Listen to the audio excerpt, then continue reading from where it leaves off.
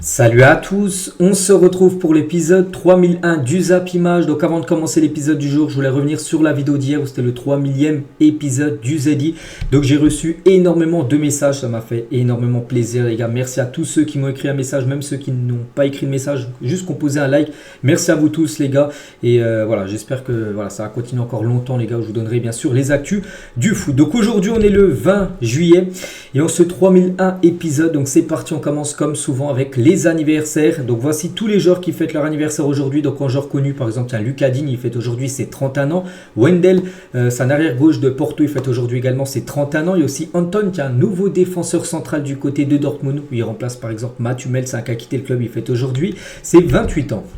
On continue les gars, on va parler un peu de foot, de résultats. C'est qu'actuellement il n'y a plus de matchs officiel. Bon là ça va bientôt revenir avec les Jeux Olympiques parce que sinon il n'y a que des matchs amicaux. Et tiens, Lyon les gars hier joué un match amical, c'était hier soir contre le WSG Tirol, je sais même pas où c'est cette équipe. Bref, Lyon s'est imposé 3-2, un doublé de Tolisso et un but de Cacré. Donc félicitations à cette équipe de Lyon qui a joué avec son nouveau maillot extérieur qu'ils ont dévoilé quelques minutes avant le coup d'envoi de cette rencontre. Donc voici le magnifique maillot bien sûr extérieur de cette équipe de Lyon que je trouve tout simplement sublime. Leur maillot domicile, il a déjà été présenté depuis longtemps, il a même porté lors de la finale de la Coupe de France contre le PSG en fin de saison dernière. Donc voilà, Lyon pour ce match amical, c'est une victoire. Et aussi tiens d'autres résultats comme Nice qui a fait 2-2 contre Leganés, une équipe espagnole, ou l'équipe de l'AG Auxerre promue en Ligue 1, ils ont été accrochés 1-1 contre Orléans. C'est bien évidemment des matchs de pré-saison concernant quelques clubs de Ligue 1.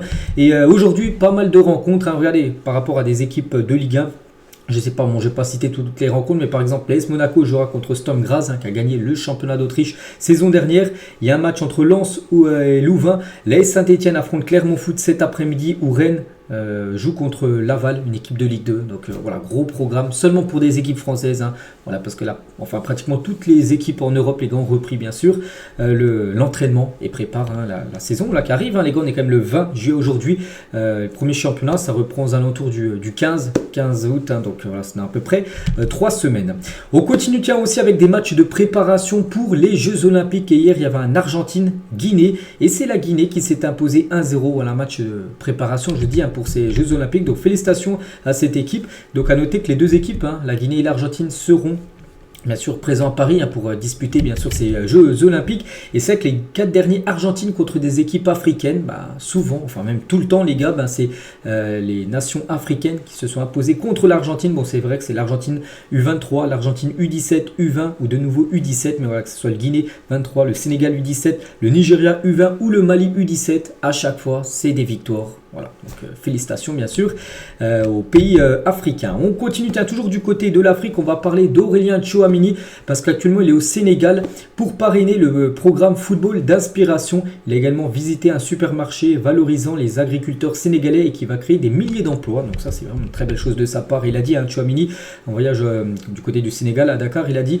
on m'avait dit que le Sénégal était incroyable et on ne m'avait pas menti. L'énergie ici est tellement forte qu'on ne peut qu'aller de l'avant. Voilà, donc ça fait plaisir. Puis regardez les gars, ce qu'il a reçu, parce qu'il y a un groupe de supporters, un fan club de supporters du côté de Dakar, du Real Madrid bien sûr, où joue Aurélien Tchouameni. Donc voilà, une petite photo bien sûr du joueur du Real Madrid qui reviendra à l'entraînement. Donc c'est pas pour maintenant, ça sera quasiment début août du côté du Real en même temps que Kylian Mbappé. On continue, on va parler maintenant de Marc Cucurella. Il l'avait dit avant l'Euro, il avait dit voilà, si on gagne l'Euro, je me teindrai les cheveux en rouge. Promesse tenue parce que bien sûr l'Espagne a gagné. L'Euro c'était déjà il y a 6 jours, c'était dimanche dernier. Donc c'est bien teint les cheveux en rouge, c'était une promesse. Il a respecté sa promesse. Donc voilà, concernant la nouvelle coloration de cheveux de Marc Cucurella. Tiens, toujours du côté de l'Espagne, on va parler de Unai Simon, le gardien qui a gaulé quasiment je crois même tous les matchs du côté de l'Espagne pour cet Euro. Et il va être forfait entre 4 à 5 mois. Qu'est-ce qui s'est passé? Donc le portier de la sélection espagnole s'est fait opérer du doigt et devrait manquer 25 matchs, un club plus sélection compris. Ce retour à la compétition est prévu pour les fêtes de fin d'année. Voilà, concernant Unai Simon qui gaule, je sais plus trop, je crois que c'est à Bilbao si je me trompe pas. Peut-être si je me trompe, n'hésitez pas à mettre en commentaire. Donc voilà, il va louper quasiment 5 mois, c'est-à-dire qu'il devrait revenir quasiment janvier voire février. Donc bien sûr c'est une catastrophe pour son club et aussi l'Espagne, parce que là l'Espagne va reprendre bien sûr les matchs Ligue des Nations qui commence là début septembre. Donc on lui envoie bien sûr beaucoup de force dans son rétablissement. On va parler maintenant de Ronald Koeman, ancien joueur et entraîneur du Barça, et donne des nouvelles inquiétantes de Frenkie de Jong. De Jong, les gars, il est blessé depuis plus de 3 mois. hein, depuis le dernier Classico entre le Barça et le Real. Souvenez-vous, même c'était un match où Lamine Yamal il avait marqué, enfin le ballon avait franchi la ligne, on ne savait pas si la Goal Line Technology avait donné le but ou non, hein, souvenez-vous, du coup le but n'avait pas été compté, donc il est blessé depuis ce match-là, hein, Frenkie de Jong, ça fait quand même 3 mois, il n'a pas joué l'Euro, il était forfait, et il a dit à Koeman, hein, il est inquiet, et une blessure importante, le Barça l'a fait jouer quand il n'était pas prêt à jouer, donc là il dit en gros que c'est surtout à cause du Barça, hein, son club, de l'avoir fait jouer alors qu'il n'était pas 100% et du coup sa blessure, voilà, du coup elle s'est augmentée, et du coup sa blessure, du coup ça prend encore plus de temps pour qu'il revienne. Donc voilà, concernant Frenkie de Jong qui va louper, là, qui loupe actuellement la pré-saison parce qu'il n'est toujours pas de retour à l'entraînement, le joueur néerlandais. On continue, on revient sur ce que j'ai parlé là sur les 4-5 derniers jours, hein, de l'affaire Enzo Fernandez, hein, et Alexis McAllister, donc un collègue, hein, de Enzo Fernandez du côté de la sélection argentine, donc soutient Enzo suite à la polémique du chant raciste des joueurs argentins. Donc il a dit le sujet d'Enzo est très sensible et il faut faire attention à ce qu'on dit. En Europe c'est plus sensible qu'ici, nous ne sommes pas un pays raciste, hein, et nous n'avons pas l'habitude de parler de racisme. Oui, c'est un sujet important, mais Enzo s'est déjà excusé et expliqué ce qu'il s'est passé. Il n'y a pas grand chose de plus à dire, hein. Nous connaissons Enzo et nous savons qu'il ne ferait jamais ça avec de mauvaises intentions. C'est une chanson qui a marqué les esprits mais qui est plus moqueuse qu'autre chose, hein. Le plus important c'est qu'Enzo soit sorti du silence et présenter ses excuses. Donc pour eux, hein, voilà, du côté de l'Argentine, c'était seulement une moquerie, hein. C'était pas des propos racistes, hein. Mais bon voilà, pour tout le monde, enfin pour la plupart des gens, hein, c'est pas perçu de la même manière que ce que pensent, on va dire, les joueurs ou ceux qui habitent, hein, du côté de l'Argentine, hein. Rodrigo De Paul, il a dit lui quand la finale de la Copa América s'est terminée, Messi est arrivé, la première chose qu'il a dite a été, hein, personne ne se moque de personne, célébrons et profitons de notre victoire. On peut voir quand même qu'il y a eu comme des débordements, voilà, dans le bus, hein, par rapport, on sait ce qui s'est passé avec ce chant, hein. Toujours, hein, tiens, du côté de l'Argentine, toujours avec cette affaire, hein, donc Karina Millet, la sœur du président argentin, a présenté ses excuses à l'ambassadeur de France, hein. Elle a reconnu que Victoria Villarruel, secrétaire générale du gouvernement argentin, avait été trop loin en traitant la France de pays colonialiste, hein. Voilà aussi encore ce qui se dit, hein. Et voilà, concernant cette affaire, donc c'est vrai que ça fait beaucoup parler parce que tu es obligé de parler de ça, tu peux pas passer outre ça, sinon c'est ouvert, porte ouverte à tout bien sûr, hein.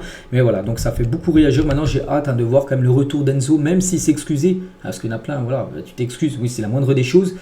On n'oublie pas bien sûr, et j'ai hâte de voir, hein, son retour à Chelsea, vraiment maintenant, voilà, ce qu'il va dire, hein, devant bien sûr certains joueurs, hein.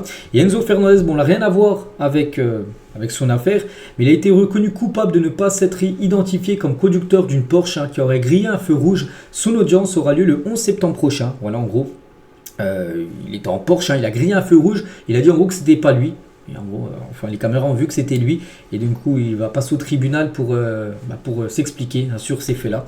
Donc voilà, actuellement vraiment de la tourmente, on peut dire, hein, le joueur argentin. On continue, tiens, on va parler maintenant de maillot, tiens, et officiel, Monaco dévoile son nouveau maillot extérieur pour cette nouvelle saison. Donc maillot domicile, hein, toujours rouge et blanc, ça bouge pas du côté de Monaco, mais alors maillot extérieur, un maillot de couleur vert je crois, et que je trouve sublime, à tout l'ensemble les gars, avec la même couleur, hein, short, chaussettes et maillot, donc sublime maillot bien sûr pour cette équipe de Monaco.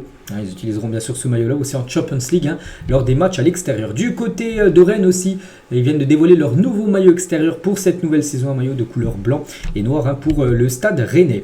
Des nouvelles, tiens, de Lamine Yamal, le meilleur jeune joueur de l'Euro. Et Lamine Yamal, il profite de ses vacances bien méritées en Grèce, hein. Il est parti en Grèce parce qu'il a même publié sur son compte Instagram, la Grèce, où il profite bien sûr de repos, on peut dire. Donc ce joueur devrait revenir, hein, quasiment aux alentours du 10 août, hein. Voilà, du côté du Barça, là, il va prendre au moins une vingtaine de jours de repos, hein, pour souffler. Bien évidemment, il n'a pas été autorisé à jouer les Jeux Olympiques parce que voilà, hein, le Barça ne veut pas refaire une pédrie. Un pédri en 2021, il avait enchaîné Euro plus JO, puis après on sait qu'il y a eu beaucoup de blessures. Donc bien sûr, hein, pour Lamine Yamal, maintenant c'est repos pour préparer bien sûr la saison prochaine. Des nouvelles, tiens, d'Alejandro Garnacho, un joueur argentin de Manchester United. Donc lui encore en vacances, hein, et il profite de ses vacances pour visiter les lieux de tournage de la saison 1 de Prison Break. Donc un rêve devenu réalité, Prison Break, vous pouvez m'appeler pour une nouvelle saison. Voilà ce qu'il a pu mettre sur son compte Instagram. Donc c'est du côté de Fox River, hein, je crois, où c'est déroulé bien sûr cette série où je pense la plupart ont regardé. J'ai regardé une très bonne série bien sûr, Prison Break. Donc voilà, il est parti visiter tout ça. Garnacho. On va parler, tiens, de Kylian Mbappé. Actuellement il est parti aux États-Unis, hein. Je peux voir qu'il est aux États-Unis, je crois qu'il est à Miami actuellement, Kylian Mbappé, pour passer bien sûr ses vacances, hein. Et même les joueurs du Real Madrid ont hâte d'assister au début de Kylian Mbappé. que ce soit le président Pérez, que ce soit les supporters, bien sûr, que ce soit le coach Ancelotti, même les joueurs, même ses coéquipiers, ont tous hâte de voir les premières minutes de Kylian Mbappé du côté du Real. Et c'est vrai, quel dispositif va être utilisé avec maintenant Kylian Mbappé du côté du Real. Donc la saison prochaine, le Real Madrid devrait évoluer en 4-3-3 lors des phases offensives et en 4-4-2 lors des phase défensive. Donc voilà à quoi ça pourrait ressembler. Donc là, par exemple, là, c'est le Real Madrid a le ballon. Donc voilà, ça se passerait comme ça. Avec devant Mbappé en 9, Rodrigo, Vini, bien sûr avec Bellingham qui jouerait plus numéro 10, mais plutôt milieu à plat avec Valverde et Tchouaméni. Donc du coup, Camavinga sur le banc. Et quand le Real Madrid n'a pas le ballon, donc en mode défensif, en gros, ça devrait être placé comme ça. Toujours Mbappé, Vini devant. Et Rodrigo devrait décaler à droite et Bellingham devrait être milieu gauche quasiment, voilà, dans les phases défensives. Voilà, ce sera le schéma de jeu, on peut dire, pour le Real Madrid pour la future saison. On continue, tiens, on va parler de Jorge Sampaoli qui tape totalement Ousmane Dembélé. Il a dit, quand il déborde, les autres joueurs sont comme des spectateurs qui regardent comment l'action va finir. Ils savent qu'il joue comme un autiste. Il commence l'action, il la termine tout seul. Il n'a pas la capacité de faire briller un coéquipier. Il sait juste se faire briller lui-même. Donc voilà, en gros, qui dit que c'est un individualiste, c'est-à-dire qu'il a le ballon.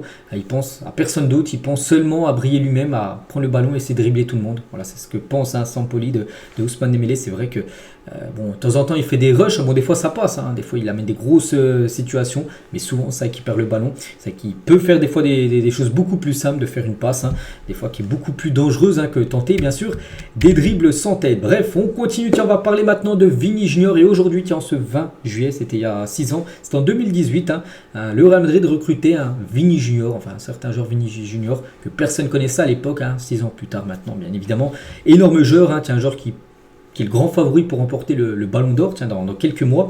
Et il y a 6 ans, voilà, Vini était présenté du côté du Bernabéu. Donc, il avait été acheté du côté de Flamengo, c'était son ancien club du côté du championnat brésilien. Et Vini, qui est actuellement en vacances, il a surpris les fans de Madame Tussauds en se faisant passer pour une figure de cire. Donc en gros, voilà, les gens pensaient que c'était une figure de cire. Donc magnifique, très bien réussi, parce qu'en gros c'est le vrai Vini Junior. Puis voilà, Vini leur a fait des blagues à chaque fois. Donc voilà ce que fait de ses vacances, on peut dire, Vini Junior. Donc lui, de retour, normalement il sera là la pré-saison américaine, parce que le Brésil a été éliminé en quart de finale. C'est pour les équipes qui ont atteint les demi-finales et la finale où ils ne seront pas là, les joueurs comme par exemple du côté du Real, Mbappé, ils reviendront après la tournée américaine, mais vu que lui il a été éliminé en quart de finale, il sera là, il jouera les 3 matchs au programme du Real Madrid pour la tournée américaine. Et toujours tiens du côté du Real Madrid avec le nouveau joueur aussi Endrick, qui a été acheté aussi 70 millions d'euros, très cher. Et le Real Madrid a officialisé en gros sa présentation, donc il sera présenté le 27 juillet, la semaine prochaine, et le 20, donc samedi prochain. Donc ça sera au Bernabéu, aussi dans le stade. Voilà, bon, il n'y aura pas autant de monde que lors de la présentation de Kylian Mbappé. Il y aura bien sûr beaucoup moins de monde, mais voilà, c'est officiel. Ce sera samedi prochain, la présentation du joueur Endrick. On continue avec Alain Saint-Maximin. Pour ceux qui n'ont pas suivi le dernier épisode, j'ai dit qu'il a quitté l'équipe de Al Ahly. Il est parti en prêt du côté de Fenerbahçe, coaché par José Mourinho. Voilà son premier entraînement du côté du Fenerbahçe. Pour ce joueur que j'ai toujours trouvé super fort. Je pense qu'il aurait pu jouer dans des énormes clubs. Bon, il joue au Fener, c'est très bien, mais je pense vraiment qu'il aurait pu viser des top clubs, on peut dire européens. Bonne chance à lui du côté de la Turquie. Tiens, un autre grand joueur, les gars, c'est Mason Greenwood, lors de son premier entraînement du côté de la commanderie, du côté de l'Olympique de Marseille. Et voilà, c'est le nouveau numéro 10, c'est ça qui succède à très grand numéro 10 à l'époque, Aubameyang, qui a fait une réussite totale. Payet, Lassana Diarra, André Ayew, Gignac ou même Hatem Ben Arfa, ils ont tous porté le numéro 10 lors des dernières années du côté de Marseille. Maintenant, ce sera lui, bien sûr, de représenter fièrement ce numéro. Et Greenwood, hier, c'était sa conférence de presse, de présentation, on peut dire. Donc, j'ai hâte de jouer au Vélodrome. C'est une des ambiances les plus connues en Europe, même en Angleterre. Tout joueur aimerait jouer dans un club comme l'Olympique de Marseille. Il a également dit, par rapport à toutes les questions qu'il y a autour de sa vie privée avec sa copine, ce qui s'est passé dans le passé, il a dit: je comprends vos questions, je ne veux pas rentrer dans les polémiques, j'ai parlé hier, je veux aller de l'avant, faire partie de l'OM et que ma famille puisse être heureux ici. Je veux me concentrer sur le football. Voilà, il ne veut plus trop rentrer dans ses... Il dit que maintenant c'est le passé. Voilà, il a fait ça, il ne pourra jamais mettre barrer ce qu'il a fait. Il a fait ça. Maintenant, il a dit qu'il veut aller de l'avant, tout simplement.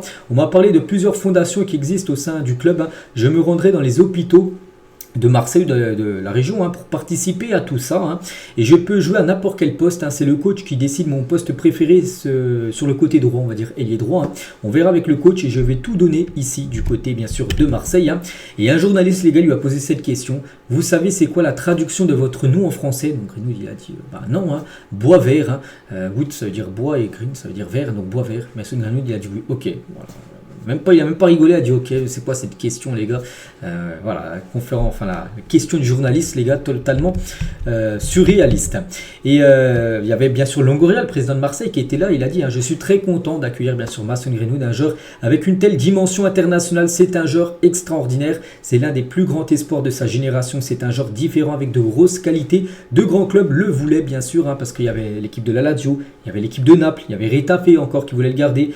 Et c'est à Marseille, bien sûr, qu'il a signé Mason Greenwood. Et toujours Longoria parle de la polémique aussi autour de la signature de Greenwood, parce que le président de Marseille, Benoît Payan, il ne voulait pas que ce joueur signe à Marseille par rapport à ce qu'il y a eu dans le passé. Il a dit « Je suis le premier à comprendre que le transfert de Mason Greenwood suscite des interrogations. Je respecte les opinions de chacun. On parle du passé. C'est une situation complexe et ancienne. Personnellement, j'ai pris tout le temps nécessaire pour échanger avec les parties autour du dossier. Je peux vous assurer que le club a une approche très professionnelle et minutieuse.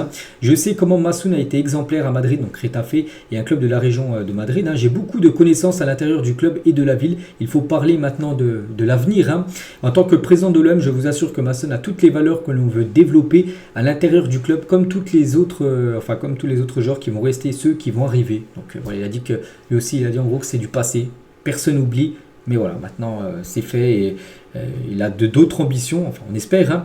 Et voilà, maintenant bien sûr, pour parler pur football les gars, c'est comme j'ai dit, un magnifique joueur. Et il y avait aussi la présentation de Lilian Brassier. N'oubliez pas que ce joueur, je crois que c'était la première signature officielle de Marseille sur ce mercato. Et Longoria, il a dit, Brassier, c'est une recherche qu'on avait depuis longtemps pendant la saison dernière. Pour tous ceux qu'il a montré depuis 2 saisons du côté de Brest, il peut réussir à très haut niveau. C'est un gaucher qui peut jouer latéral aussi.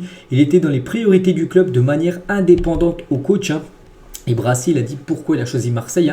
Donc la raison de ma venue à l'OM, c'est clairement le projet. Mehdi Benatia et le président Pablo Longoria m'ont parlé. Le choix du coach a joué. Je me vois sur le long terme ici. N'oubliez pas quand même qu'il a quitté Brest, qui va jouer la Ligue des Champions pour venir à Marseille, qui joue aucune Coupe d'Europe. Mais il a dit que voilà, c'est un club qui l'attirait. Et c'est vrai que c'est plus prestigieux quand même Marseille à Brest. Mais bon, il n'y aura pas de Coupe d'Europe. Mais bon, avec cette magnifique équipe de Marseille, parce qu'avec les joueurs là qui arrivent, c'est vrai qu'ils peuvent faire une belle saison. Maintenant, il faut qu'il y ait des connexions entre les joueurs. Et ça, on sait que c'est un peu plus compliqué à Marseille. Et Brassier aussi parle de son préparateur mental. Parce que c'est bien le préparateur physique, tout ça. Mais aussi dans la tête, les gars. Maintenant, la tête avec le foot, les gars, c'est très important. Pas le jeu de tête, vous m'avez parlé, c'est mental. Et bien, il a dit, je suis toujours avec lui, son préparateur mental. C'est quelqu'un de très important pour moi. Il me suivra tout le long de ma carrière, je pense. Donc, il était son préparateur mental à Brest. Mais il l'a amené à Marseille. Parce qu'il a dit que c'est très important. C'est un club avec plus d'exigences. Il faudrait être à la hauteur. Je vais me mettre en place un travail avec lui pour gérer tout ça. Donc très intéressant comme ce genre de sujet se démocratise de plus en plus, des préparateurs mentaux bien sûr pour suivre, on peut dire, les footballeurs. On continue à jour du côté de Marseille. Roberto De Zerbi ne compte pas sur Azdine Ounahi, le joueur marocain. Donc le milieu marocain intéresse le club d'Al-Sadd et n'est pas contre un départ au Qatar. Donc voilà, tout est dit, les gars, ils ne rentrent plus dans les plans, enfin ils ne rentrent pas dans les plans de Marseille saison prochaine. Donc ça sent le départ du joueur, Azdine Ounahi certainement du côté de l'équipe d'Al-Sadd. C'était l'équipe où était, enfin le coach avant c'était Xavi, avant qu'il devienne l'entraîneur du Barça. Et avec un autre départ aussi du côté de Marseille, c'est Ismaïla Sarr. Crystal Palace a formulé une première proposition contractuelle à Ismaïla Sarr. Le Sénégalais est emballé par un retour en Première Ligue. Pourquoi pas, c'est que déjà il y a beaucoup de mouvements à Marseille avec pas mal de recrues, un Brassier, on a parlé aussi de Koné qui est arrivé, Mason Greenwood et pas mal de départs. Donc lui il pourrait partir, on a parlé aussi de lui qui pourrait partir, il y a Aubameyang qui a quitté le club, il y a Ndiaye qui a déjà aussi quitté le club officiellement, il a rejoint l'équipe d'Everton, donc on a pas mal de changements et aussi Jonathan Klaus les gars est sur le départ et même accord, Fabrizio Romano il le dit, Klaus va rejoindre l'OGC Nice contre 5 millions d'euros bonus compris. Donc voilà, ce joueur va rester 2 ans du côté de Marseille. Donc le français, il a quand même des latéraux pistons les plus prolifiques d'Europe depuis 4 ans. On peut voir les 4 dernières années. Donc la saison dernière, il a joué quand même 43 matchs, 5 buts et 12 passes D. L'année d'avant, 13 passes D, 11 passes D et 7 passes D. Donc pas mal quand même les passes D. C'est quand même pas, ça mène un but bien sûr et aussi les buteurs. Donc voilà, il devrait rejoindre l'OGC Nice. Il devrait retrouver son ancien coach à Lens à l'époque, Franck Hens, qui est le coach maintenant des Aiglons. On continue, tiens, on va parler maintenant du propriétaire de Lyon, John Textor. Il y a quelques jours, je vous l'avais dit en plus, cette déclaration sur la concurrence avec le PSG, avec Lyon. Nous devons rivaliser avec le Qatar, le PSG en France. Je suis en concurrence avec un pays, pas un propriétaire, un modèle de dépenses débridé, sans restriction. Il a également dit, voilà, on va donner le meilleur de nous-mêmes. J'espère qu'on va leur botter le cul en parlant du PSG et qu'ils vont faire une mauvaise année. Donc il a dit tout ça, et bien sûr du côté du PSG, c'est pas du tout passé, bien sûr, les propos de John Textor. Et du coup, le PSG a adressé un courrier à John Textor suite à ses récentes déclarations. Ils ont dit, c'est Nasser, le président du PSG, il a dit: cher monsieur Textor, nous vous écrivons la suite de vos dernières sorties contre le PSG, notamment des remarques fausses et incendiaires dans une interview donnée à Globo Esporte. Donc là, ce qu'il a pu dire, tout ça. Donc cette semaine et sur les réseaux sociaux, nous ne nous abaisserons pas à répondre à vos commentaires absurdes et nous réservons le droit d'engager des poursuites judiciaires. Ces déclarations sont plus que déplacées, particulièrement fausses, hypocrites et irrespectueuses, non seulement vis-à-vis du PSG, mais aussi du football français. Donc voilà, si vous continuez vos commentaires diffamatoires et préjudiciables, nous serons forcés de vous ajouter à notre nombre grandissant d'actions en justice au Brésil avec une procédure supplémentaire en France. En gros, voilà, le PSG a dit qu'il a déjà pas mal de problèmes avec des actions en justice au Brésil. Il pourrait en avoir aussi en France s'il continue bien sûr à dire des choses mal sur le PSG. Donc voilà, on a hâte de voir le prochain PSG Lyon. Ça va être très très chaud. Bref, on continue les gars, on va parler maintenant de l'équipe de Bordeaux. C'est vrai que Bordeaux, on en a parlé ces derniers jours, ça va pas du tout parce que Bordeaux pourrait être dissous. Bon, dissous, ce serait le pire. Il pourrait peut-être rétrograder, c'est peut-être l'option la plus crédible. Et Gérard Lopez vise le National 2. Parmi les scénarios envisagés avant le passage devant la DNCG d'appel, le propriétaire des Girondins de Bordeaux travaillera en priorité sur une nouvelle rétrogradation du club en National 2. Voilà, donc ça serait en gros descendre. Pour un peu à l'image de Strasbourg qui avait fait ça il y a quelques années, c'était descendu en National 2, puis ils ont réussi à remonter, puis retrouver la Ligue 1. Donc voilà, normalement Bordeaux les gars, il y a de fortes chances qu'ils descendent en National 2. Donc voilà, ce serait une catastrophe bien sûr pour le club, pour les supporters. C'est un club historique de la Ligue 1, déjà c'était très dur pour eux de descendre en Ligue 2, et là ils pourraient être en N2. Donc c'est le 5e échelon du football français. Donc on voit bien sûr beaucoup de force, non, 4e échelon bien sûr du football français, mais voilà, ce serait une catastrophe pour les Girondins de Bordeaux. Et tiens, Bordeaux est actuellement en stage, et en début de semaine, Bordeaux avait été menacé d'être viré du stage où le club se trouve à Gérone, en Espagne, un petit peu au-dessus de Barcelone. Rien n'a été payé, ils n'ont rien payé, je ne sais même pas comment ils ont fait pour aller là-bas sans rien payer. C'est Romain Moulina, les gars, qui a dit ça, vous savez, ce journaliste, les gars, qu'on voit des fois des scoops sur le foot. Il a dit en gros, ils ont failli se faire virer Bordeaux, bon peut-être après ils ont réussi à payer, mais voilà, rien ne va actuellement du côté des Girondins de Bordeaux. Grosse force comme à ce club historique du côté de la France. Tiens, on va parler d'un ancien joueur de Bordeaux, je crois qu'il joue à Bordeaux dans le passé, c'est Yacine Adli, c'est officiel, laisse son numéro 7 Alvaro Morata. On va parler d'Alvaro Morata, c'est officiel, rejoint l'équipe de l'AC Milan. Il portera désormais le numéro 94 du côté de l'équipe milanaise. Donc le natif de Vitry-sur-Seine portera désormais le numéro 94, donc département 9-4 on peut dire. Donc voilà pour Yacine Adli. On va parler du Real Madrid avec plus de 1,68 milliard de dollars. Le Real Madrid est le club de football avec la plus grosse valeur au monde. Voilà, donc devant je pense il y aura Manchester United qui est toujours aussi très bien classé, donc il y a le Barça, les très grands clubs comme ça, mais c'est le Real Madrid en gros qui a la plus grosse valeur en gros, donc bon c'est pas trop une surprise, on sait que voilà, le Real Madrid coûte très très cher. Regardez les nouveaux ballons d'Europa League et de Conference League fournis par Decathlon. Decathlon, n'oubliez pas que c'est une marque française, et vont fournir quand même les ballons officiels pour ces deux compétitions européennes bien sûr pour la saison prochaine. Donc des magnifiques ballons, et concernant les ballons, la Ligue des Champions ils sont fournis par Adidas bien sûr, c'est Adidas qui fournit ces ballons de la LDC. On va parler de Jérôme Boateng et c'est officiel, l'ancien défenseur de Lyon ou même du Bayern a remporté son procès contre son ex-femme et n'écope que d'un avertissement du juge. Il est condamné à une amende conditionnelle de 200 000 € qui ne sera payable qu'en cas de nouvelle condamnation. Je ne sais pas trop ce qu'il avait passé, ce qui s'était passé dans le passé. Bref, il risquait très lourd. Et du coup, voilà, c'est seulement un avertissement du juge. Donc voilà, c'est plutôt une bonne nouvelle, on peut dire, pour Jérôme Boateng. On continue, on va parler de Didier Drogba. Il y a 20 ans jour pour jour. C'était un 20 juillet, c'était en 2004. et Drogba quittait l'Olympique de Marseille et s'engageait du côté de Chelsea. Donc il avait été transféré à l'époque pour 37 millions d'euros. 37 millions d'euros, les gars, en 2004, c'était énorme. Hein.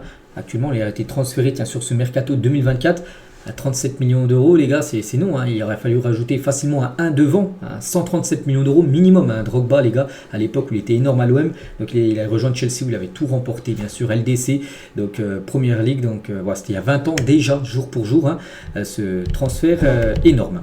On continue, on va parler de Léo Messi. Les supporters de Chicago aux États-Unis seront remboursés si Léo Messi ne joue pas contre leur équipe le 1er septembre prochain, annoncé la franchise. Hein, parce que Léo Messi, partout où il passe, bien sûr, il vend beaucoup de billets. Et là, on sait que Messi déjà là, en repos, mais pas sûr qu'il puisse reprendre directement avec son équipe parce que lors de la finale de la Copa América, souvenez-vous, il s'était blessé à la cheville. Et du coup, les supporters de Chicago seront remboursés si Messi ne joue pas parce qu'en gros, ils vont voir le match Chicago-Miami, enfin Inter-Miami, pour voir Messi, hein. S'il n'est pas là, voilà, ils veulent se faire rembourser. Et tiens, en parlant de Léo Messi, donc ESPN, c'est un site américain, a publié son classement des 100 plus grands athlètes du 21e siècle. Donc athlète, c'est pas que foot, hein, c'est tout sport confondu. Et pour la section football, là, mixte, hein, donc hommes et femmes, voici le classement. Donc le mieux classé, c'est Léo Messi, 3e parmi tous les athlètes. Hein. Cristiano Ronaldo, 13e. Après Marta, c'est une joueuse légendaire brésilienne, 32e. On peut voir Henry, 48e. Ou même Zinedine Zidane, 50e. Tiens, Mbappé, 65e. Et c'est vrai que pour l'anecdote, le top 20 de ESPN, tout sport confondu, est le suivant sur le 21e siècle. Hein. Donc voilà, ils ont mis Léo Messi. Bon, ils ont mis quand même sur le top 20, ils ont quand même 13 athlètes américains. Voilà, bon, après, c'est un site américain, ils ont mis quasiment que des athlètes américains et seulement 2 footballeurs, donc Messi et Cristiano Ronaldo à la 13e position. Mais bon, hein, du côté des États-Unis, ils ne voient que leurs athlètes, hein, ils ne voient pas bien sûr les athlètes, on peut dire, des autres pays, enfin quelques-uns, mais très peu.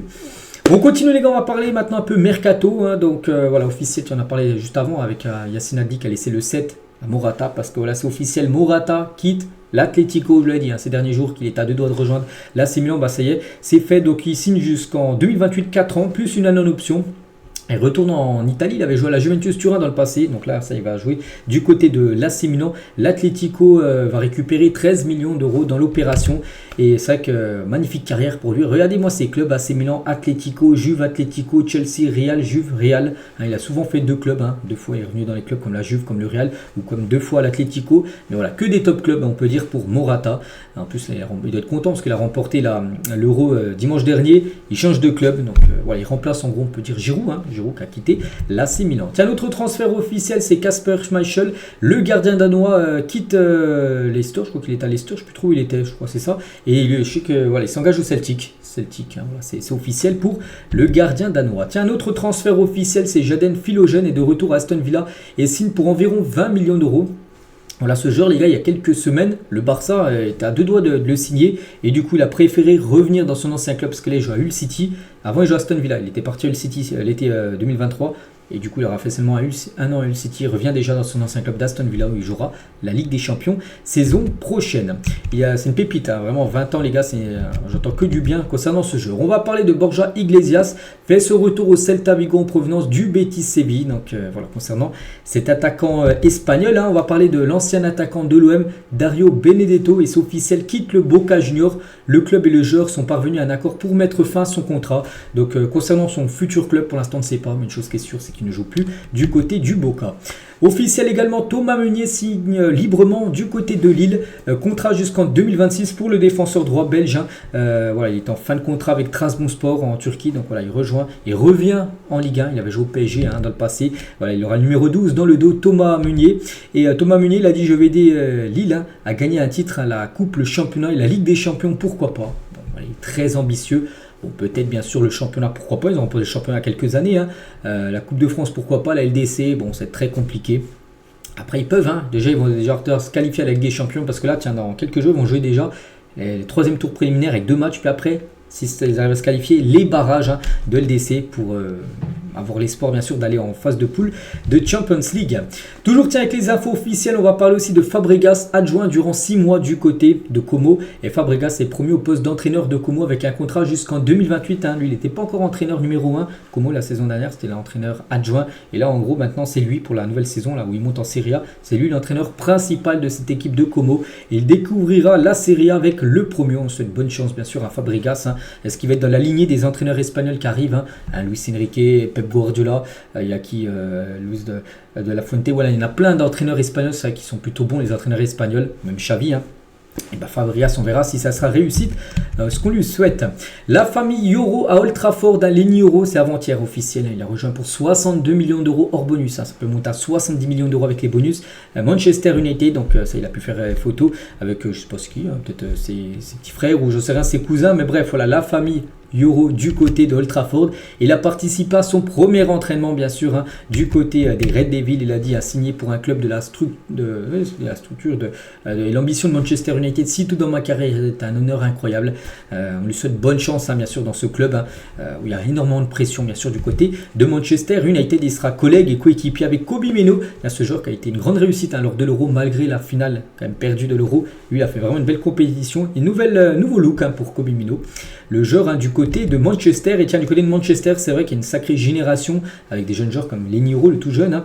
Voilà, on peut voir Garnacho à 20 ans ou même Zirkzee, tiens, qui a signé au club, lui pas Zirkzee à 23 ans, hein, ce joueur qui a signé pour 40 millions d'euros du côté de Manchester United. Tiens, une autre info officielle après Gareth Southgate, hein, le coach anglais, c'est le sélectionneur du Danemark, hein. Il s'agit de Kasper Hjulmand, qui quitte son poste donc sur ses récents échecs à la Coupe du Monde 2022. Il avait été sorti dès le premier tour à l'Euro 2024 en 8e de finale, lui auront coûté sa place d'entraîneur, hein.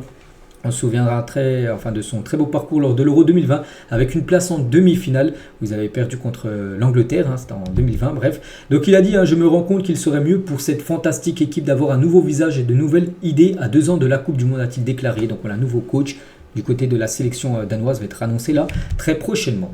On va parler, tiens, toujours avec un coach, Patrick Vieira, avant-hier officiel, hein, il n'est plus l'entraîneur de Strasbourg et il se montrerait de plus en plus critique sur le projet de Strasbourg et de Blueco en privé. Blueco, en gros, c'est le propriétaire voilà, de Chelsea, hein, ils ont le même proprio, hein, Chelsea et Strasbourg, il a dit, hein. Donc déjà, il avait réclamé les recrutements de Julien Ponceau et Ami Richardson, hein, qui ne sont jamais arrivés. Donc déjà, ça n'a pas plu, on peut dire, hein, sur ce mercato, il voulait déjà ces 2 jours-là.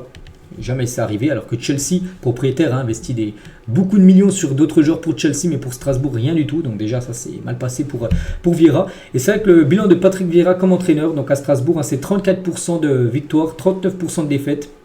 Donc à chaque fois, souvent même, il a plus de pourcentage de défaites que de victoires, hein. Bon là, Crystal Palace, pareil, hein, plus de pourcentage de défaites que de victoires. Bon, à Nice, c'était quasiment pareil, hein. Et à New York, hein, bon, il y a eu plus de pourcentage de victoires. N'oubliez pas qu'il est pressenti pour être le futur entraîneur de la sélection américaine. Et qui pour le remplacer sur le banc à Strasbourg, ça pourrait être lui, les gars. Il s'agit de Liam Rossignol, un futur coach de Strasbourg.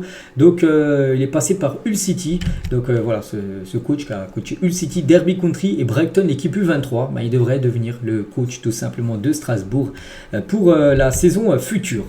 Des nouvelles de Romelu Lukaku et Naples a trouvé un accord avec Lukaku sur un contrat de 3 ans et un salaire de 6 millions d'euros par an plus bonus. Il faut maintenant trouver un accord avec Chelsea, hein, son club, hein, c'est vrai qu'il est prêté depuis pas mal d'années.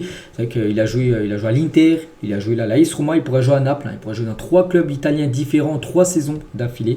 Bref, donc voilà, il est même prêt les gars à accepter de réduire son salaire de 50% pour signer à Naples. En gros, ce serait le remplaçant d'Osimhen. Il va quitter bien sûr le club Osimhen, certainement pour aller au PSG. Et voilà, Lukaku devrait être son remplaçant. On va parler d'N'Golo Kanté. West Ham a fait une première offre, hein, pour N'Golo Kanté. Ils ont vu leur offre de 17,5 millions d'euros rejetée pour N'Golo Kanté. Al Ittihad n'a pas d'intérêt à le vendre et le Français se sent bien là-bas. Il faudra au moins 30 millions d'euros pour qu'une offre soit considérée. Bon, après, il peut revenir. Il avait dit, tiens, avant l'Euro, qu'il ne ferme pas les portes à un retour en Europe, hein. Après, lui, il aime bien la ville de Londres, hein. West Ham, ça annonce, ça pourrait se faire. Mais pour l'instant, 17,5 millions d'euros, c'est non, bien sûr, pour Al Ittihad, hein, qu'on veut quasiment le double.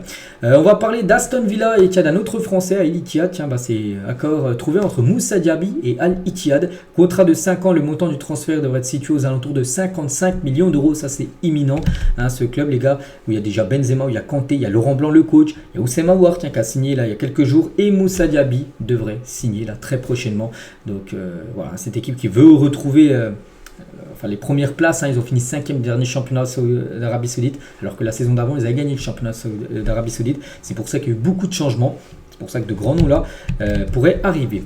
La semaine prochaine pourrait être décisive pour le transfert de Victor Osimhen au PSG.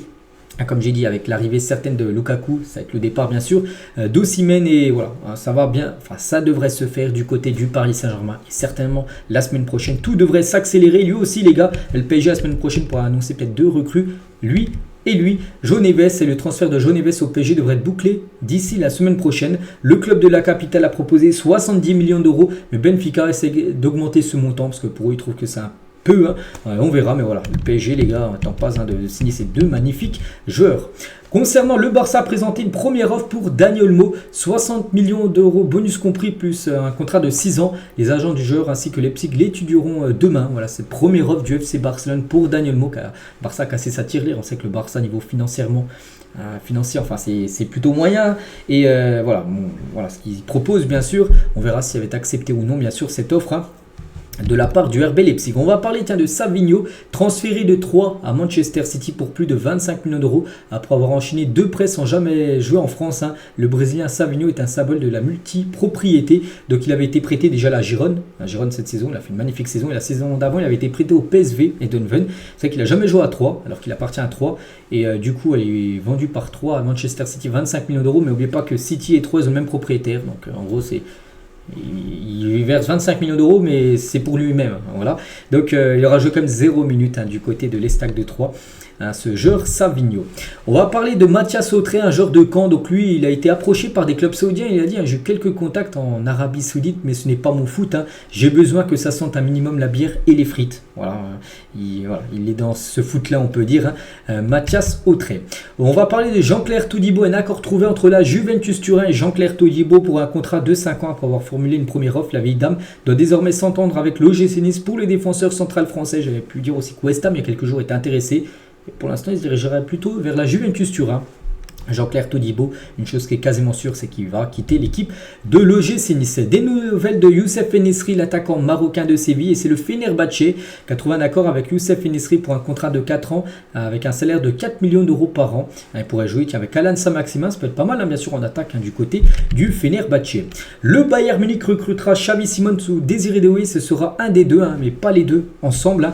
La piste principale est pour l'instant, bien sûr, le néerlandais. C'est plutôt une bonne nouvelle pour le PSG, parce que le PSG veut Désiré Doué, donc si le Bayern recrute Xavi Simons, ils ne recruteront pas Désiré.